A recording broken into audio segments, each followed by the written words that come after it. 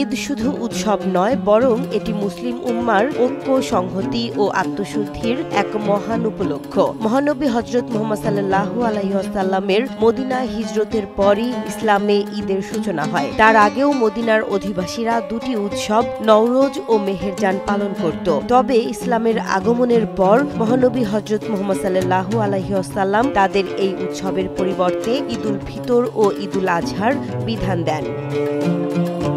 হাদিস শরীফে বর্ণিত আছে, হযরত আনাস ইবনে মালিক রাদিয়াল্লাহু তাআলা আনহু বলেন, রাসূলুল্লাহ সাল্লাল্লাহু আলাইহি ওয়াসাল্লাম যখন মদিনায় আসেন তখন মদিনাবাসীরা দুইটি দিন উৎসব পালন করত। তিনি জিজ্ঞাসা করলেন, এই দুই দিনের মাহাত্ম্য কি? তারা বললেন, আমরা জাহিলি যুগ থেকে এই দুই দিন আনন্দ উৎসব করি। তখন রাসূলুল্লাহ সাল্লাল্লাহু আলাইহি ওয়াসাল্লাম বললেন, আল্লাহ তোমাদের জন্য এই দুই দিনের পরিবর্তে আরো উত্তম দুইটি দিন নির্ধারণ করে দিয়েছেন, একটি ঈদুল ফিতর, অপরটি ঈদুল আজহা।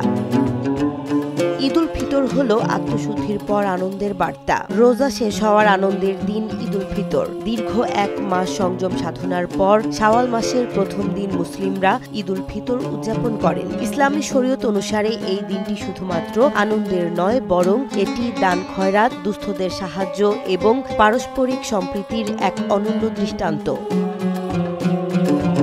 আর ঈদুল আজহা হলো ত্যাগের মহিমায় উদ্ভাসিত দিন। জিলহজ মাসের 10 তারিখে উদযাপিত হয় ঈদুল আজহা। এটি হযরত ইব্রাহিম আলাইহিস সালামের ত্যাগের প্রতীক। আল্লাহর নির্দেশে তিনি তার প্রাণপ্রিয় পুত্র হযরত ইসমাইল আলাইহিস সালামকে কোরবানি দিতে প্রস্তুত হয়েছিলেন।